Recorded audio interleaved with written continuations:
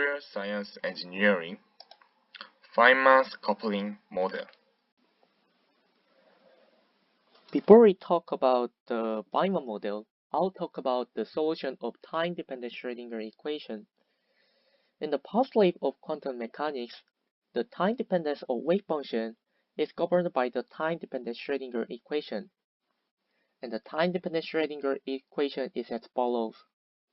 Or it can convert it into this form by using the general definition of the Hamiltonian operator. So how can we solve the time-dependent Schrödinger equation? It would be hard to solve it because the wave function of this equation is has two variables x and t. So we will first use the separation of variables, and the wave function can be converted into these two functions, psi x, omega t. Then the time-dependent Schrödinger equation can be converted into this form. If we divide this equation into psi x omega t, it would be like this. And I'll denote c as a separation constant. And notice that if we simplify these psi x terms, it would be like this.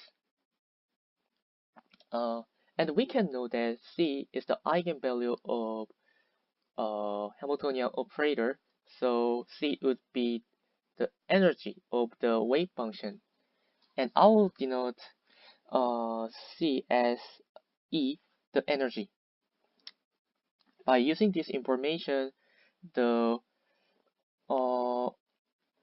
these omega t terms equals E, and we can simplify this equation into like this. If we solve this differential equation, we can obtain the omega t, and it would be the exponential minus iet over kappa. So we can solve the time-dependent Schrödinger equation. Now, we will talk about the Feynman's coupling model. Feynman's coupling model explains energy split by using Schrödinger equation. Let's look at covalent bonding as an example of Feynman's coupling model. First, let's apply time-dependent Schrödinger equation for one electron. For two independent electrons, we can write two equations like this. Then, what if these two electrons are not independent? Now, let's imagine two hydrogen atoms forming covalent bond.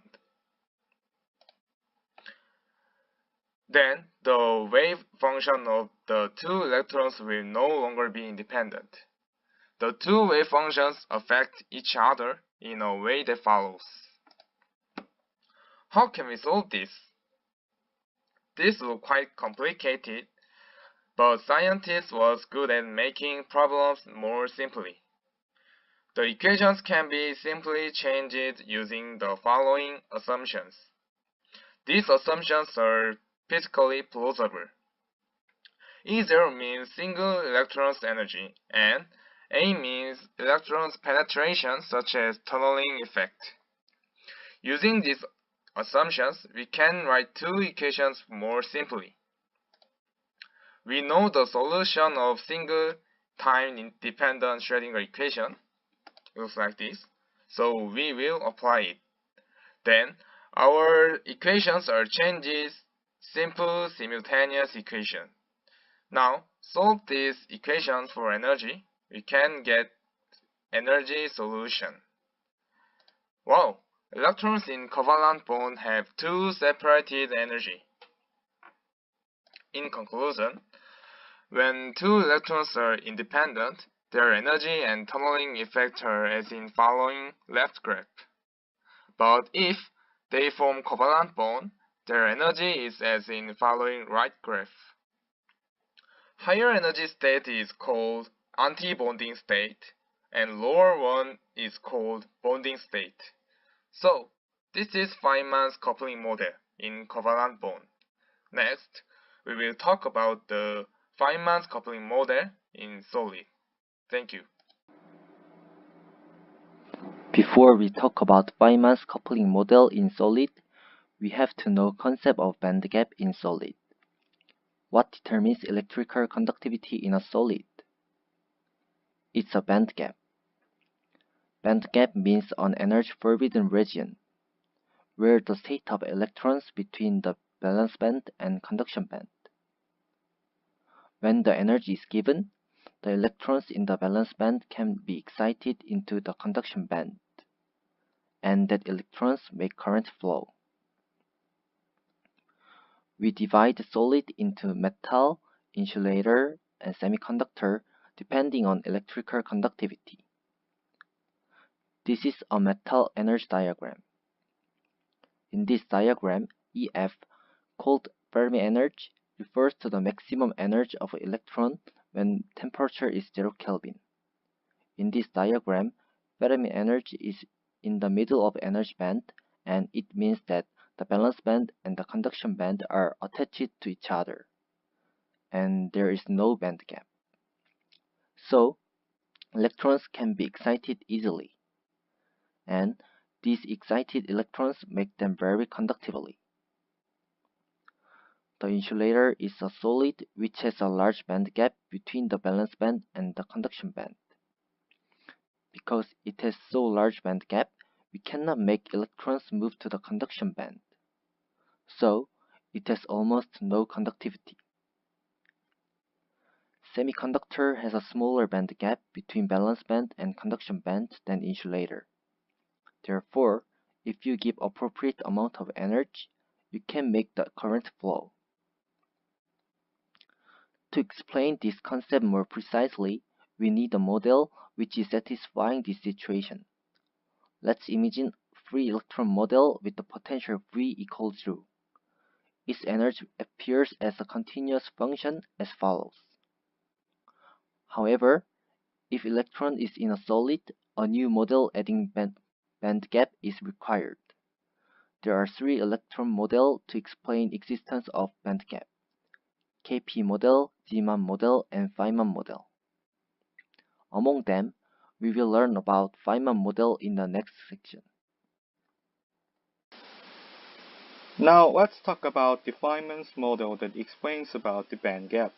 In the previous section, we discussed about the Feynman's coupling model about the energy split between anti-bonding and bonding state. This happens when 2 atoms makes a bonding. Then what would happen if there are more atoms? If there are more atoms, we could imagine that it will be split into more energy levels. If there are so many atoms that we cannot even count it, the splitted energy levels would form a state like this picture. The electrons are allowed to have energy of this range of picture, since it is a big chunk of dense energy levels.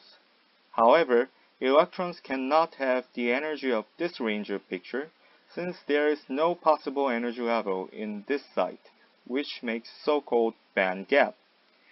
Now, let's have a mathematical approach about this theory. Consider a one-dimensional array of atoms separated by lattice constant A with jth atom by default in energy level E1. Considering only the interaction between neighboring atoms and assuming symmetry, we can write a coupled differential equation for atom J like this. Assuming a time-varying solution for omega J is like this, we can rewrite the equation in this form. Assuming the solution K as a function of the x in this form, the differential equation results in E like this form.